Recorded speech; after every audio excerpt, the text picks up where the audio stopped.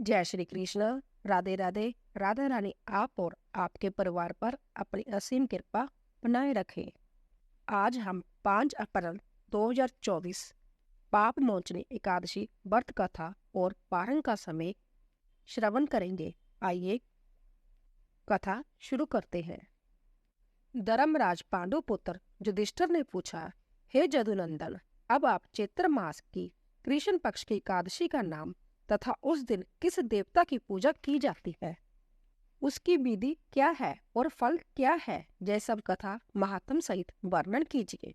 श्री कृष्ण जी ने कहा, हे धर्मसूत, एक बार राजा मंदाता ने लोमश ऋषि से भी इसी प्रकार पूछा था।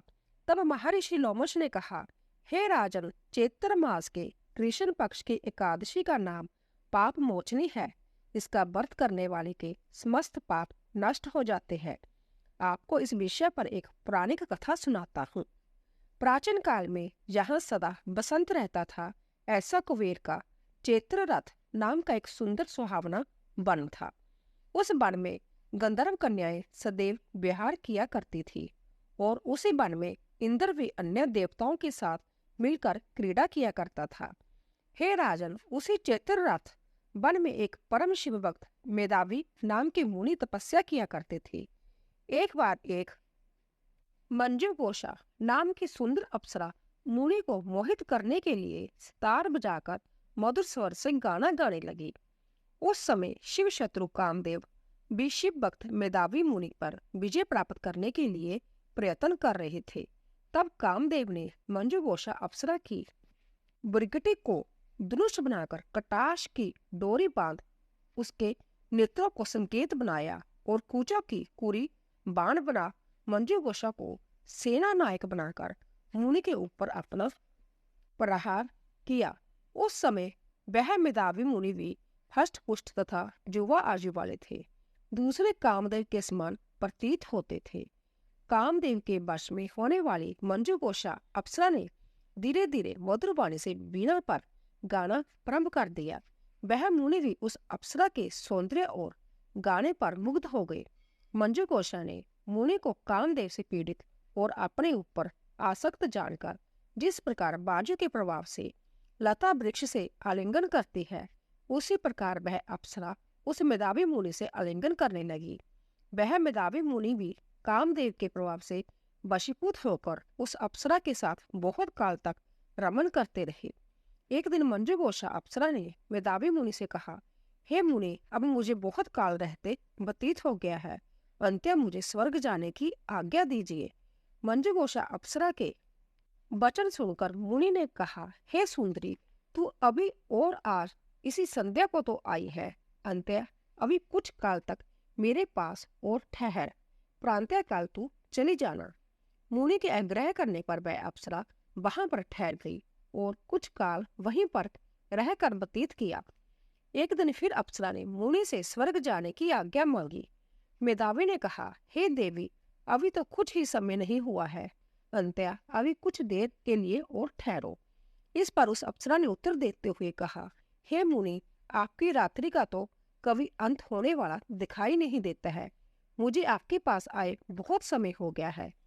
मंजू गोषा के वचनों को सुनकर मेधावी मुनि को ज्ञान प्राप्त हुआ और उन्होंने जब रमण करने के समय का विचार किया तो 57 वर्ष 7 माह 3 व्यतीत हो गए थे। यह जानकर वह मुनि उस अप्सरा को काल रूप जानने लगा। तब तो वह अपना तप नाश करने वाली अप्सरा की ओर क्रोधावेश में देखने लगे। उनके उदर क्रोध से कांपने लगे और समस्त इंद्रियां थरथराने लगी। उन्होंने उस अप्सरा को श्राप दिया कि रे दुष्टे, तू पिशाचनी हो जा, तू महापापनी और दुराचारणी है, तुझे धिक्कार है। मुनि के श्राप से यह अप्सरा पिशाचनी बन गई। तब उसने प्रार्थना करके मुनि से कहा, हे मुनि, अब आप क्रोध को त्याग कर मुझ पर प्रसन्न हो जाइए और इस शाप का निवारण कीजिए। उसकी बात सुनकर मुनि ने शांत होकर कहा, रे दुष्टे, तूने मेरा बड़ा बुरा किया है, परंतु फिर भी मैं तुझे इस श्राप से मुक्त पाने का उपाय बताता हूँ। चैत्र मास के कृष्ण पक्ष की पाप मोचनी एकादशी का व्रत करने से तेरी जय पिशाचनी की देह छूट जाएगी। तब मुनि ने उसे व्रत की विधि आदि सब बता दी। अपने पापों का प्रायश्चित करने के लिए वह मेधावी मुनि अपने परम पूज्य पिता श्री च्यवन ऋषि के पास आए। च्यवन ऋषि अपने पुत्र मेधावी को देखकर बोले, रे पुत्र, जे तूने क्या किया जो तेरे जैसे मस्त तप का अंत हो गया है। तब मेधावी ने कहा, हे पिता, मैंने बहुत बड़ा पाप किया है। अंत्य कृपा करके आप मेरे इन पापों को नष्ट करने का उपाय बताइए। च्यवन ऋषि ने कहा, हे पुत्र, तुम चैत्र मास के कृष्ण पक्ष की पाप मोचनी एकादशी का व्रत करो। इसके करने से तुम्हारे समस्त पाप नष्ट हो जाएंगे। अपने पिता की आज्ञा मान मेधावी मुनि ने विधि पूर्वक उस पाप मोचनी एकादशी का व्रत धारण किया, जिसके प्रभाव से उनके समस्त पाप नष्ट हो गए। उधर मंजुकोषा अप्सरा भी पाप मोचनी एकादशी का व्रत कर समस्त पापों से मुक्त हो पिशाचिनी देह से छूट गई और सुंदर रूप धारण करके स्वर्गलोक को चली गई। लोमश ऋषि ने कहा, हे मंदाता, इस पाप मोचनी एकादशी के प्रभाव से मनुष्य के समस्त पाप नष्ट हो जाते हैं। इसकी कथा श्रवण करने तथा पठन करने से 1000 गौ दान का फल प्राप्त होता है। बोलिए बांके बिहारी लाल की जय। दोस्तों, पाप मोचनी एकादशी व्रत का पारण का समय 6 अप्रैल को सुबह 6:05 से 10:17 तक रहेगा। धन्यवाद।